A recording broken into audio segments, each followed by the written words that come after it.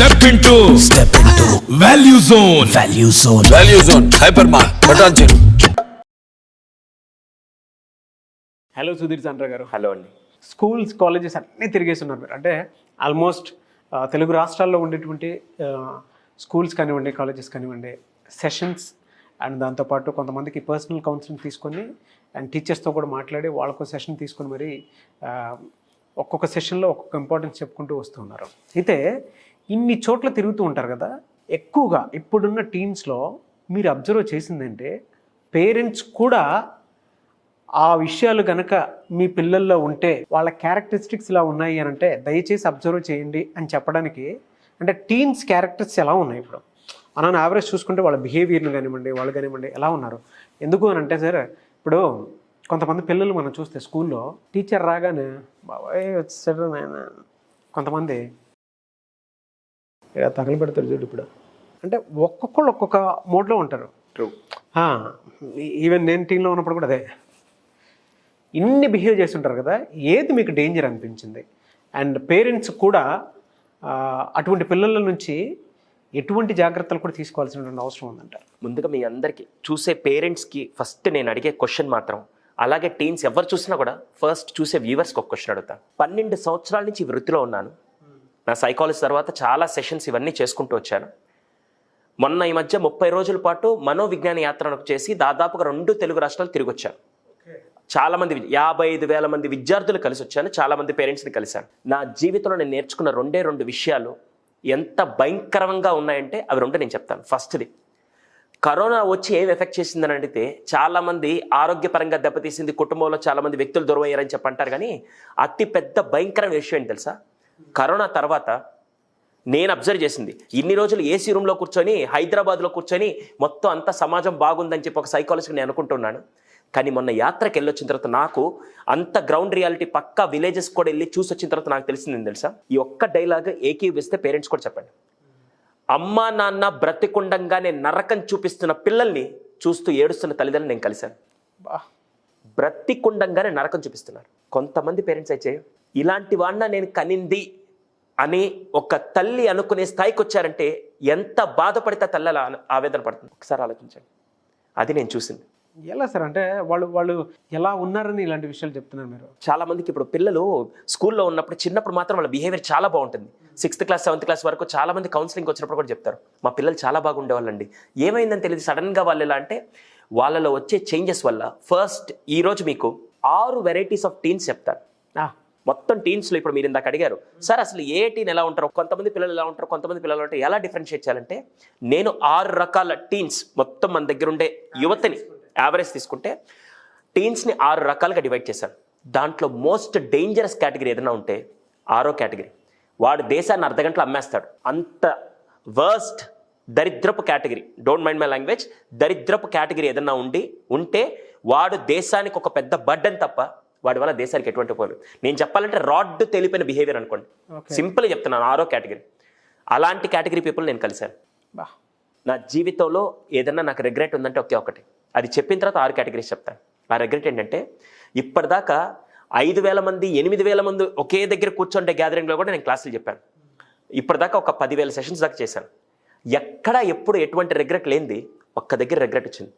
మొన్న ఈ మధ్య కరోనా తర్వాత హైదరాబాద్లోనే ఒక ఎంఈసి హెచ్ఈసి ఇలాంటి బ్రాంచెస్ ఉంటే కాలేజ్కి ఇంటర్ ఫస్ట్ ఇయర్ వెళ్ళాను. ఫస్ట్ ఇయర్ సెకండ్ ఇయర్ ఇద్దరు కూర్చున్నారు. 150 మంది పిల్లలు ఉన్నారు, అంతకంటే ఎక్కువ లేరు.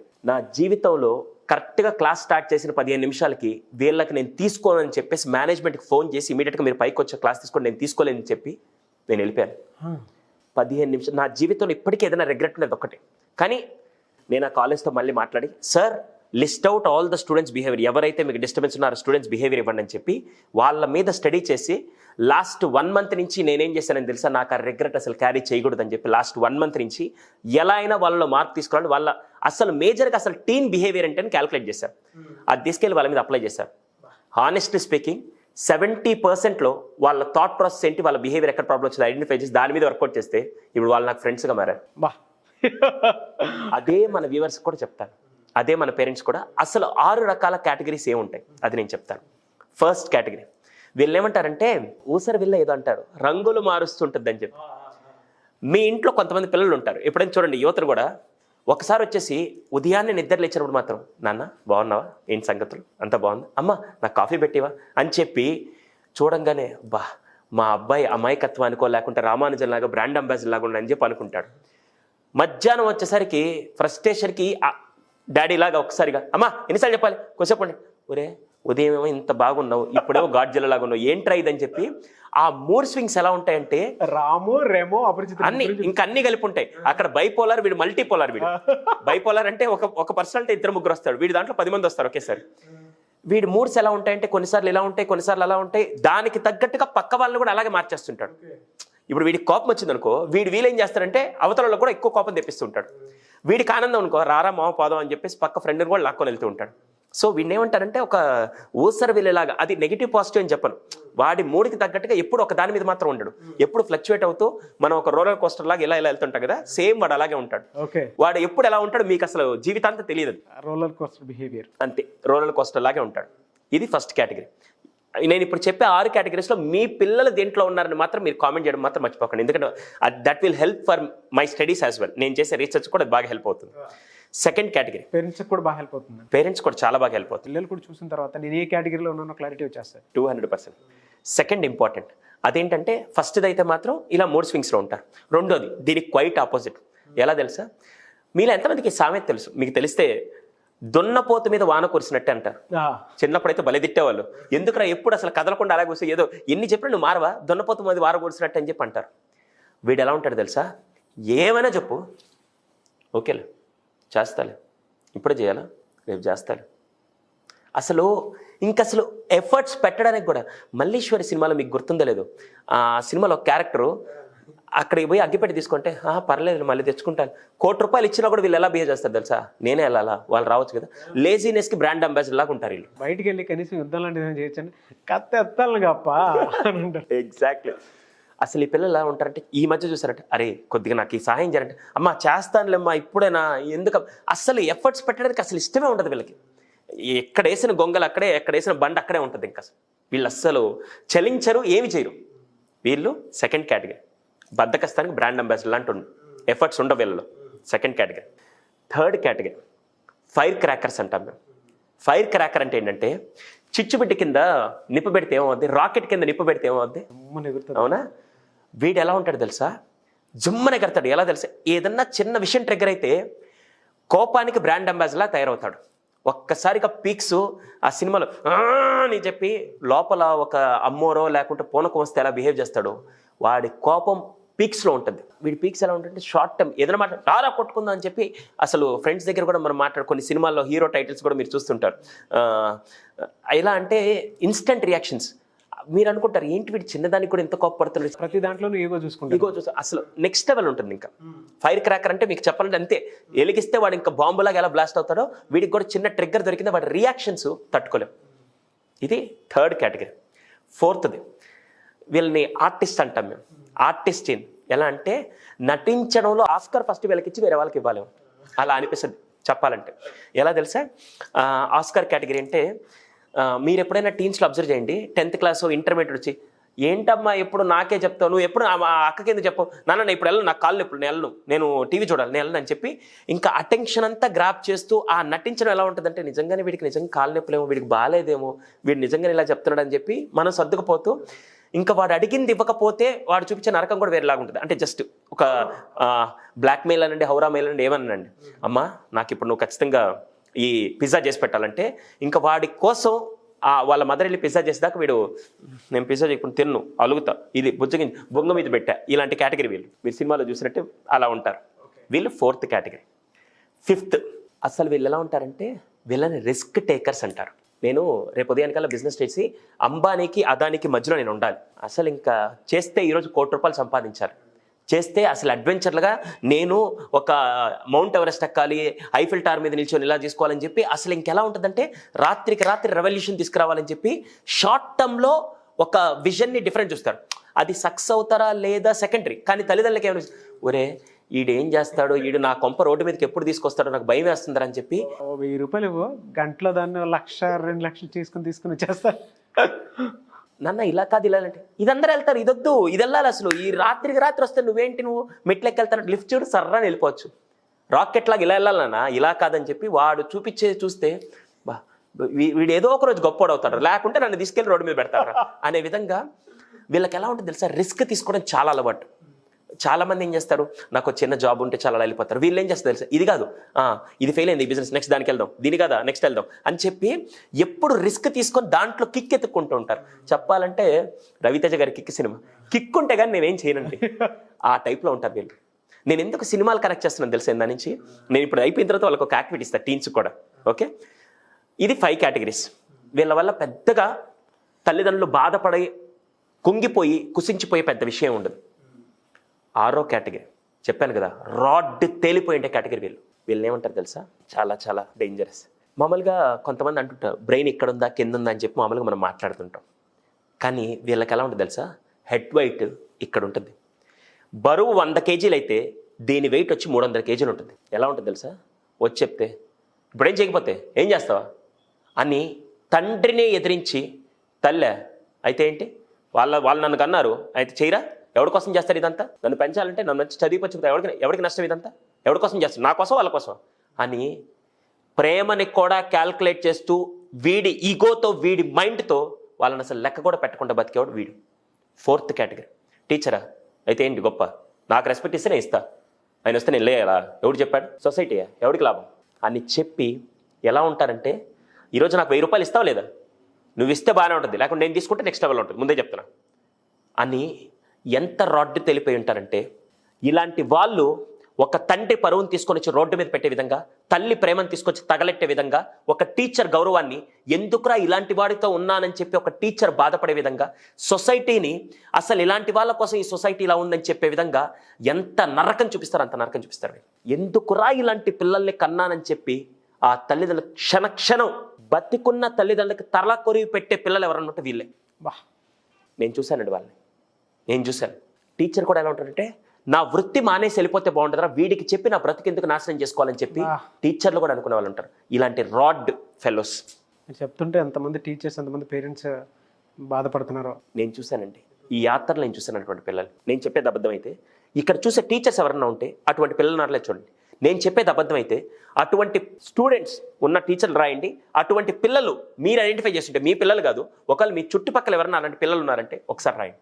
9వ క్లాస్లో నాన్న డబ్బులు ఇవ్వలేదని చెప్పి బైకులు అమ్మడం మొదలుపెట్టి చెడు వ్యసనాలకు వెళ్ళి తండ్రిని పోలీస్ స్టేషన్లో 9వ క్లాస్లో కూర్చొని పెట్టి, ఇస్తావో బెయిల్, లేకుంటే నేనే ఉంటాను, నాకే ప్రాబ్లం లేదు, నీ కొంపలో ఉన్న జైల్లో ఉన్న ఒకటే, నాకేం పెద్ద తేడా లేదు అని 9వ క్లాస్ కుర్రాడు చెప్తే ఆ తండ్రి ఏం చేయాలి? ఇంకా నీ కొంపలో ఉన్న ఈ జైల్లో ఉన్న పెద్ద తేడా లేదు, వాల్యూ లేదు అసలు మాట్లాడే మాటల్లో కూడా. ఇంటర్మీడియట్ స్టూడెంట్ వచ్చి టీచర్ ఏదో మామూలుగా ఇప్పుడు ఎట్లా కొట్టట్లేదు, టీచర్ ఏదో అన్నారని చెప్పి టీచర్ మళ్ళీ సాయంత్రం క్లాసులని ముగించిన ఇంటికి వెళ్ళిన బైక్ అద్దాలు పగలగొట్టి, బైక్ సైడ్ మిర్రర్స్ అవి పగలగొట్టి బైక్ మీద స్క్రాచెస్ పెట్టేసి ఏం చేసుకుంటావు చూద్దాంలే అని స్టూడెంట్ అక్కడే నిలబడి ఉంటే ఆ టీచర్ ఏం చేస్తారు?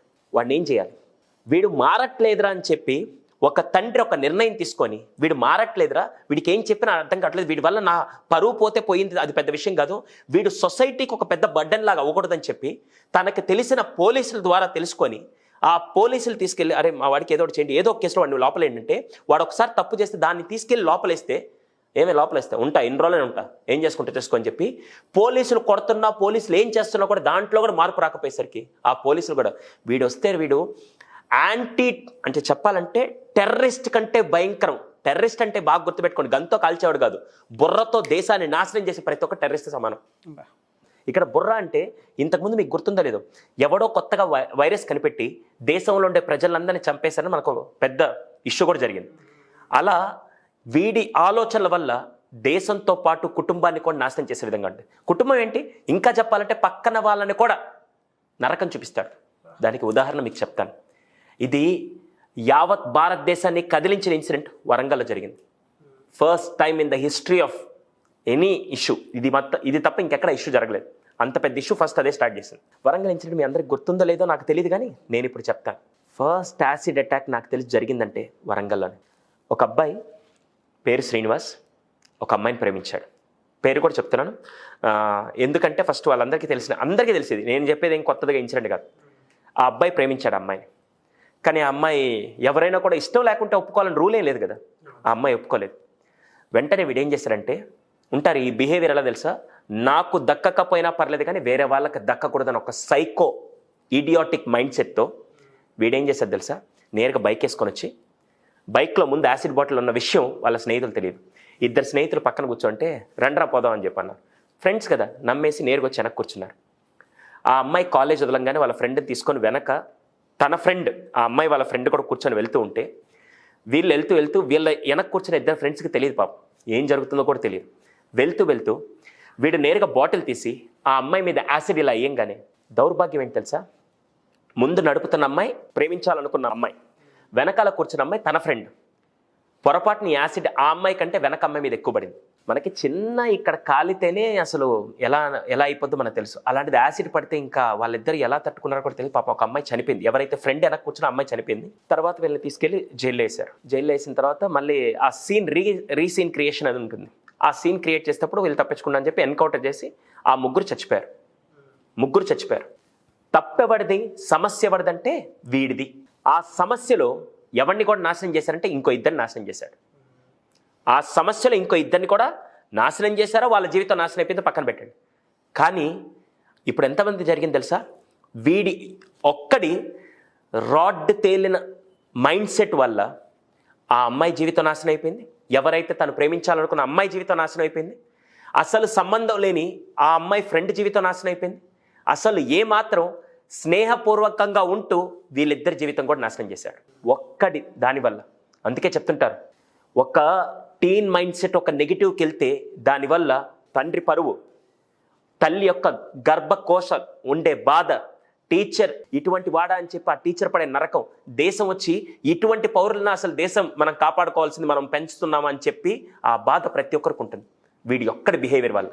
దయచేసి అటువంటి పిల్లల్ని మార్చాల్సిన సమయం ఇది వచ్చింది. కరోనా తర్వాత అటు టెక్నాలజీకి అలవాటు పడిపోయో, సినిమాలకు అలవాటు పడిపోయో, ఫోన్లకు అలవాటు పడిపోయి మనుషులకు విలువనివ్వకుండా, వ్యక్తులతో మాట్లాడకుండా, అసలు సమాజం పట్ల గౌరవం లేకుండా, డబ్బుకు విలువ ఇవ్వకుండా, అసలు వాళ్ళు చేసే బిహేవియర్ వల్ల, ఇంకా సింపుల్గా చెప్తాను, వాళ్ళు చేసే బిహేవియర్ వల్ల టెర్రరిస్ట్కి వీడికి తేడా లేదు. మరి ఆ మైండ్ సెట్ ఉంది, టెర్రరిస్ట్కి వాడికి తేడా ఉండదు. దయచేసి చూసే వాళ్ళందరికీ చెప్తున్నాను, ఈ బిహేవియర్ని మార్చడానికి మనం స్టార్ట్ చేసిన ఈ సిరీస్ చాలా దగ్గరలో మీరు ప్రపంచంలో ఎక్కడైనా ఎత్తకండి, మీరు అనుకునే గూగుల్, యూట్యూబ్ ఎక్కడైనా ఎత్తకండి, ఎక్కడ దొరకట్లేదు. ఎక్కడ దొరికేది ఏంటంటే పేరెంట్స్ ఎలా ఉండాలి. అసలు నిజంగా వీళ్ళల్లో ఎవరన్నా ఇటువంటి సార్ నాకు తెలియదు సార్, పొరపాటు నా బిహేవియర్ ఇలా మారిపోయింది, నా మైండ్ సెట్ ఇలా మారిపోయింది, నేను ఎందుకు ఇలా బిహేవ్ చేస్తున్నాను, మా నాన్నని ఎందుకు నరకం చూపిస్తున్నాను, మా అమ్మకి ఎందుకు నరకం చూపిస్తున్నాను అనుకునే పిల్లలు ఎవరన్నా ఉంటే వాళ్ళ కోసం మనం ఈ సిరీస్ చేస్తున్నాం. కుదిరితే అటువంటి వాళ్ళు మనలాంటి వాళ్ళ దగ్గరకు వచ్చినా కూడా అండి, నిజంగా వాడు ఏ స్టేట్ ఆఫ్ మైండ్లో ఉన్నాడో మినిమం ఒక క్యాలిక్యులేషన్కి వచ్చేస్తాం. డెఫినెట్లీ మొక్క వంగనేది మానవ వృంగన అని చెప్పేసి అంటూ ఉంటారు కదా, ఆ మానవ వరకు తీసుకెళ్లకుండా ఇనీషియల్ టైంలోనే కొన్ని ట్రీట్మెంట్ లాగా తీసుకుంటే చాలా బెటర్ అండి. మైండ్ సెట్ చాలా ఇంపార్టెంట్. కొద్దిగా బిహేవియర్లో ఫర్ ఎగ్జాంపుల్ ఇన్స్టెంట్గా రాత్రికి రాత్రి ఏం మారిపోరు, స్లోగా మారుతున్నప్పుడు ఒక పేరెంట్గా మీరు అబ్జర్వ్ చేయడం, ఒక టీచర్గా మీరు అబ్జర్వ్ చేయడం, ఒక సిబ్లింగ్గా మీరు అబ్జర్వ్ చేసి వీళ్ళు ఏదో మార్పు వస్తుంది, మనం ఇప్పుడు రైట్ టైంలో రైట్ డెసిషన్ తీసుకోకపోతే దానివల్ల వచ్చే కాన్సిక్వెన్స్ అని మళ్ళీ మన మీద పడతాయి. అవును అని కనుక పేరెంట్స్ ఆలోచించగలిగి, if you want you can approach అని, నేను కౌన్సిలింగ్స్ అవన్నీ ఇస్తుంటాను, ఇలాంటి వాళ్ళందరినీ హ్యాండిల్ చేస్తుంటాం. కాకుంటే ఏంటంటే రాత్రికి రాత్రి వాళ్ళు మారరు, కౌన్సిలింగ్ స్టేజెస్లో మారుతూ ఉంటారు. అది కూడా టీనేజ్లో స్టార్టింగ్ స్టేజ్లో కనుక మనం హెల్ప్ చేయగలిగితే డెఫినెట్లీ. కానీ బిహేవియర్స్ మొదట్లో చెప్పినప్పుడు హాస్యాస్పదంగా అనిపించింది, లాస్ట్ బిహేవియర్ చెప్పినప్పుడు ఎక్కడో తెలియకుండానే లోపల అదో లాంటి యాంగ్జైటీ క్రియేట్ అయింది. నిజంగా ఉన్నారండి ఇలాంటి వాళ్ళు, ఎక్కడో కాదు, మన తెలుగు రాష్ట్రాల్లోనే మనం చూసాం కాబట్టే, ఆ బిహేవియర్ ఉంది కాబట్టే వాళ్ళు అడ్రస్ చేసి మరీ మాట్లాడుకుంటున్నాము అని అంటే అంత చిన్న విషయం కాదు. గతంలోనే ఉంది అని అంటే కరోనా తర్వాత పిల్లల మైండ్ సెట్ కూడా ఆ రేంజ్లో ఉంది, ముఖ్యంగా టీనేజ్ పిల్లల మైండ్ సెట్. మా చేతిలో ఉంది కదా, రైట్స్ తెలియదు వాళ్ళకు ఉండేటువంటి రైట్స్ కూడా తెలియదు, మా చేతిలో ఉంది కదా, ఏదైనా వాళ్ళకి అనిపించింది చేయడం రెడీ అయిపోతున్నారు. చాలా దానివల్ల వాళ్ళ కుటుంబానికే కాదండి, పక్కనున్న కుటుంబాలకు కూడా, సొసైటీకి కూడా చాలా పెద్ద డ్యామేజ్.